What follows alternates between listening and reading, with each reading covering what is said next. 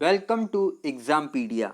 आज है 29 जून 2020 और 29 जून 2020 से करंट अफेयर्स के जितने भी इम्पोर्टेंट क्वेश्चन हैं उन्हें हम इस वीडियो में डिस्कस करेंगे। तो चलिए शुरू करते हैं।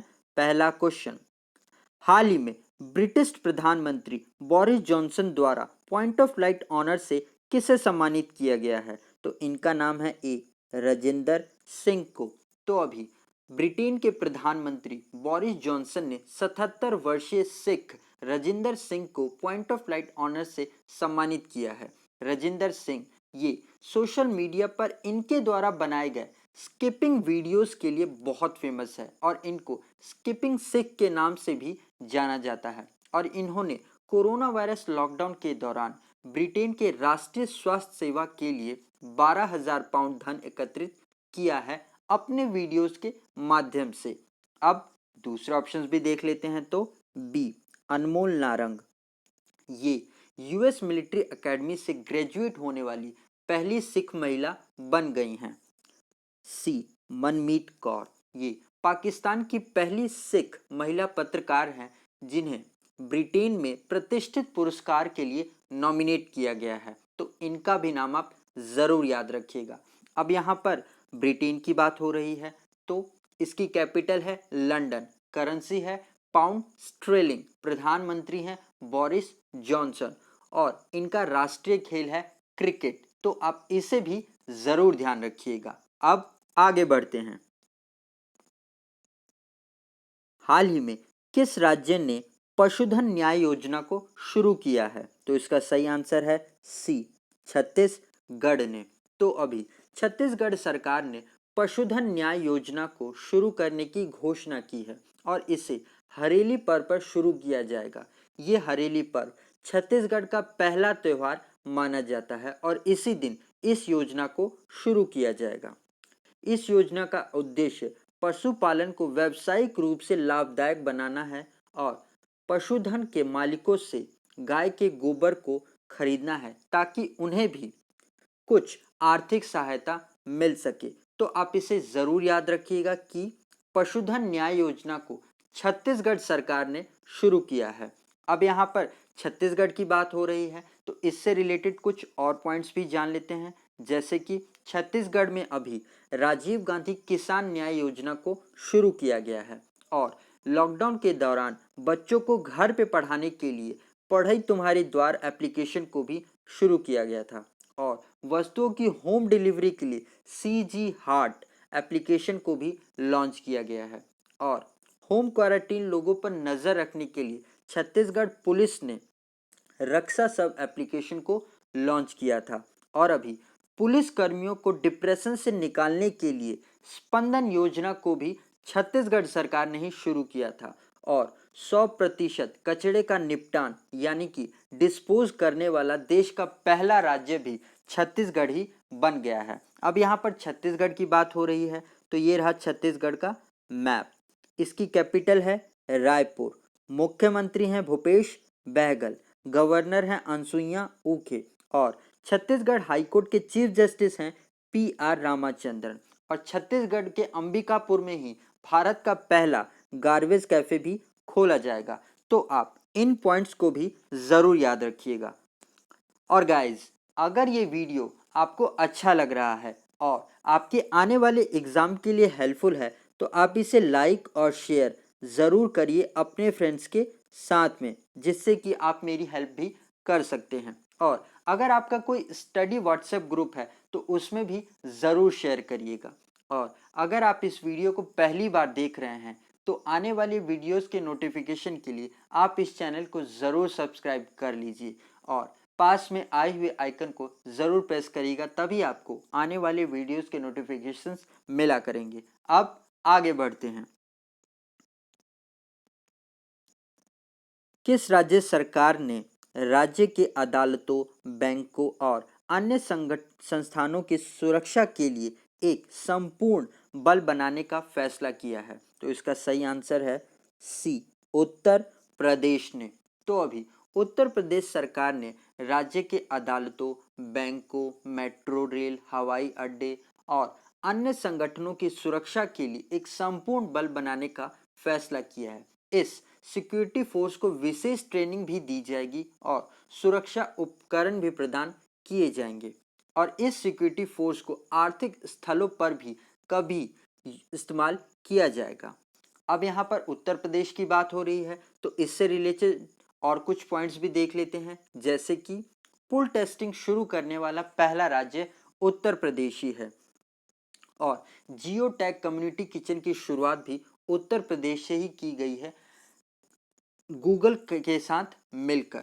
और उत्तर प्रदेश का king George medical university Bharat का पहला सरकारी अस्पताल है प्लाज्मा थेरेपी का इस्तेमाल करने वाला और राज्य के सभी अस्पतालों में वेंटिलेटर वाले बेड की सुविधा देने वाला भी पहला राज्य उत्तर प्रदेश ही है। और अभी उत्तर प्रदेश सरकार ने बाल श्रमिक विद्या योजना को भी शुरू किया था बाल मजदूर को शिक्षित करने के लिए। और अभी उत्तर प्रदेश श्रमिकों को मनरेगा के तहत सबसे ज़्यादा रोजगार देने वाला पहला राज्य भी उत्तर प्रदेश ही बन गया है और उत्तर प्रदेश के कुशीनगर एयरपोर्ट को इंटरनेशनल एयरपोर्ट का दर्जा दिया गया है और कुशीनगर में ही भारत का पहला ट्रांसजेंडर यूनिवर्सिटी भी खोला जाएगा। और उत्तर प्रदेश के युवाओं को प्रोत्साहित करने के लिए स्टार्टअप फंड की शुरुआत भी उत्तर प्रदेश में ही की गई है सिडबी बैंक के साथ में मिलकर। अब यहाँ पर उत्तर प्रदेश की बात हो रही है तो ये रहा उत्तर प्रदेश का मैप।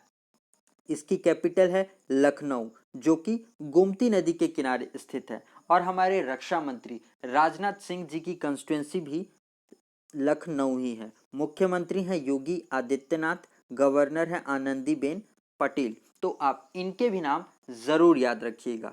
अब आगे बढ़ते हैं।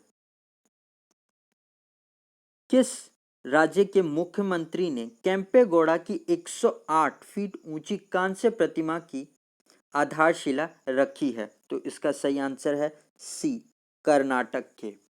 तो अभी कर्नाटक के मुख्यमंत्री बी.एस. येदियुरप्पा जी ने राज्य के अंतर्राष्ट्रीय हवाई अड्डे के पास बेंगलुरु के संस्थापक केम्पेगौड़ा की 108 फीट ऊंची कांस्य प्रतिमा की आधारशिला रखी है और इसे 28 जून को केम्पेगौड़ा के 511वीं जयंती पर रखा गया है। इस अवसर पर बेंगलुरु के संस्थापक की स्मृति में 23 एकड़ के थीम पार्क के विकास की भी आधारशिला रखी गई है जिसमें केम्पेगौड़ा की 108 फीट ऊंची कांस्य प्रतिमा को लगभग 78 करोड़ में स्थापित किया जाएगा।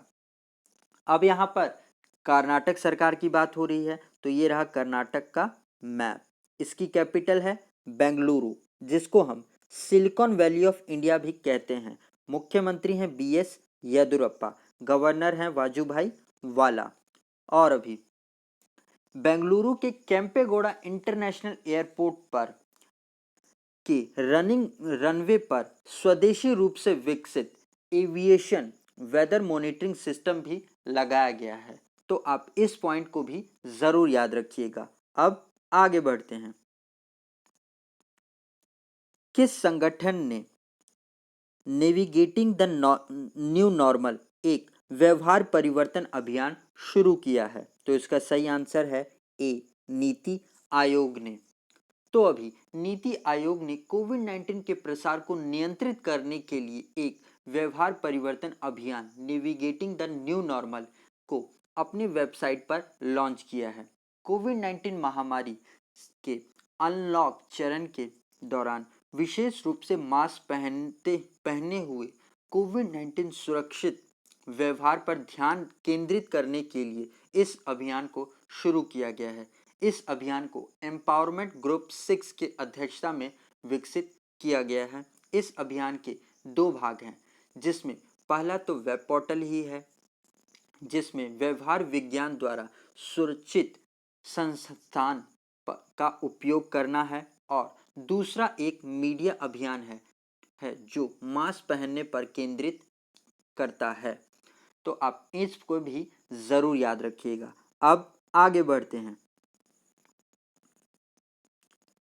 किस सरकार ने हितधारकों को सभी श्रम मामलों को ऑनलाइन ट्रैक करने की अनुमति देने के लिए एक श्रम मामला प्रबंधन प्रणाली पोर्टल विकसित किया है? तो इसका सही आंसर है बी, उड़ीसा ने। तो अभी उड़ीसा सरकार ने मजदूरों और कर्मचारियों के मामलों को कुशलता से संबोधित करने के लिए राज्य श्रम और ईएसआई विभाग ने एक labour case management system portal को विकसित किया है। इस पोर्टल का उद्देश्य हितधारकों को employees compensation act 1923, payment of gratuity act 1972 और मिनिमम वेजेस एक्ट 1948 के तहत सभी मामलों को ऑनलाइन ट्रैक करने की अनुमति देता है। अब यहाँ पर उत्तर उड़ीसा की बात हो रही है, तो उड़ीसा से जुड़े और कुछ पॉइंट्स भी देख लेते हैं। तो अभी उड़ीसा में मो जीवन पहल और मो प्रतिभा पहल भी शुरू की गई है। और यहाँ पर आप गौर करिएगा, मो से जो भी योजनाएं शुरू होंगी वो ज़्यादातर उड़ीसा से ही शुरू होंगी। और उड़ीसा सरकार ने कोविड-19 से मरने वाले पत्रकारों को 15 लाख रुपए देने की घोषणा भी की है। अब यहाँ पर उड़ीसा की बात हो रही है, तो ये रहा उड़ीसा का मैप। इसकी कैपिटल है भुवनेश्वर, जिसको हम स्पोर्ट्स कैपिटल ऑफ इंडिया भी कहते हैं। और भारतीय रेलवे ने अपना पहला वेस्ट टू एनर्जी प्लांट भी उड़ीसा में ही खोला है। मुख्यमंत्री हैं नवीन पटनायक, जिनको पेटा की तरफ से जीरो टू हीरो का अवार्ड दिया गया है। गवर्नर हैं लालजी दास गणेशी लाल। और उड़ीसा हाईकोर्ट के चीफ जस्टिस बन गए हैं मोहम्मद रफ़ी। और उड़ीसा में ही भारत का सबसे बड़ा डैम है, जिसका नाम है हीराकुंड डैम, और ये महानंदी नदी पर स्थित है। उड़ीसा का एक टेम्पल जो कि बहुत इंपॉर्टेंट है, जिसका नाम है कोणार्क सन टेम्पल, इसको हम ब्लैक पकोड़ा टेम्पल के नाम से भी जानते हैं। और अभी केंद्र सरकार ने इसके फुल सौर्यकरण के लिए भी योजना बनाई है। और अगर आपके पास 10 रुपये का नोट है तो उसके ऊपर आप कोणार्क सन टेम्पल की ही फोटो देखिएगा। यहाँ पर 2 टाइगर रिजर्व भी हैं, जिनके नाम है सतकोशिया टाइगर रिजर्व और सिंपलीपाल टाइगर रिजर्व। एक लेक जो कि बहुत इंपॉर्टेंट है, जिसका नाम है चिल्का लेक, ये भारत की सबसे लंबी लेक है। तो इन पॉइंट्स को भी आप ज़रूर ध्यान रखिएगा। अब आगे बढ़ते हैं। किस बैंक ने संपर्क रहित भुगतान के लिए एक डिजिटल वॉलेट समाधान युवा पे लॉन्च किया है? तो इसका सही आंसर है सी, यस बैंक ने। तो अभी यस बैंक ने UDMA टेक्नोलॉजीज के साथ साझेदारी में एक डिजिटल वॉलेट सॉल्यूशन युवा पे को लॉन्च किया है। इस वॉलेट से कोविड-19 महामारी के दौरान अपने ग्राहकों को के लिए संपर्क रहित भुगतान करने में सक्षम बनाता है। और इसे मिनिमम KYC नियमों के तहत जारी digital wallet Bharat bill pay के माध्यम से बिल भुगतान की पेशकश करेगा। अब यस बैंक के बारे में जान लेते हैं। तो इसकी स्थापना 2004 में हुई थी। इसका हेडक्वार्टर मुंबई में है और इसके CEO हैं प्रशांत कुमार। और इस बैंक की टैगलाइन है एक्सपीरियंस आवर एक्सपर्टीज। तो आप इसे भी ज़रूर ध्यान रखिएगा। अब आगे बढ़ते हैं। हाल ही में केंद्रीय स्वास्थ्य मंत्रालय द्वारा कोरोना मरीजों के इलाज में कौन सी दवा को शामिल किया गया है? तो इसका सही आंसर है बी, डिएक्सामीथासोन को। तो अभी केंद्रीय स्वास्थ्य मंत्रालय ने कोरोना रोगियों के इलाज में डिएक्सामीथासोन दवाई को भी शामिल कर दिया है। इस दवा को मॉडरेट से क्रिटिकल पेशेंट्स के ऊपर इस्तेमाल करने के लिए शामिल किया गया है, जिन्हें मुख्य रूप से ऑक्सीजन सिलेंडर और वेंटिलेटर्स की ज़रूरत है। और ये माना जा रहा है कि इस दवा के इस्तेमाल से मृत्यु दर को 1/3 तक कम किया जा सकता है।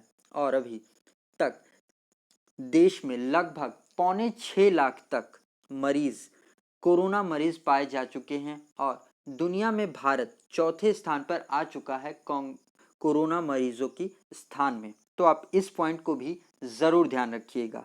अब आगे बढ़ते हैं। भारत ने लद्दाख में चीन के साथ संघर्ष के कारण कौन सी वायु रक्षा मिसाइल को पोस्ट किया है? तो इसका सही आंसर है सी, आकाश को। तो अभी भारत ने लद्दाख में चीन सेना से तनाव के कारण आकाश एयर डिफेंस मिसाइल को तैनात किया है, क्योंकि कुछ दिनों से एलएसी पर चाइना के लड़ाकू विमानों की बहुत ज़्यादा एक्टिविटी देखने को मिली है। इसीलिए भारत ने आकाश एयर डिफेंस मिसाइल को तैनात कर दिया है, जिससे कि अब भारतीय सेना भी चाइना की गतिविधियों पर नज़र रख पाएगी। तो इस पॉइंट को भी ज़रूर ध्यान रखिएगा, ये बहुत ज़्यादा इंपॉर्टेंट क्वेश्चन है। अब आगे बढ़ते हैं। कौन सा देश भारतीय महासागर में एक स्थायी आधार स्थापित करने जा रहा है? तो इसका सही आंसर है ए, ईरान। तो अभी ईरान की इस्लामिक रिवॉल्यूशन गार्ड्स कॉरपोरेशन अंतर्राष्ट्रीय जल में अपनी उपस्थिति का विस्तार करने के लिए हिंद महासागर में एक स्थायी आधार स्थापित करने की योजना बना रहा है। तो इसे भी आप ज़रूर याद रखिएगा। आज के लिए इतना ही।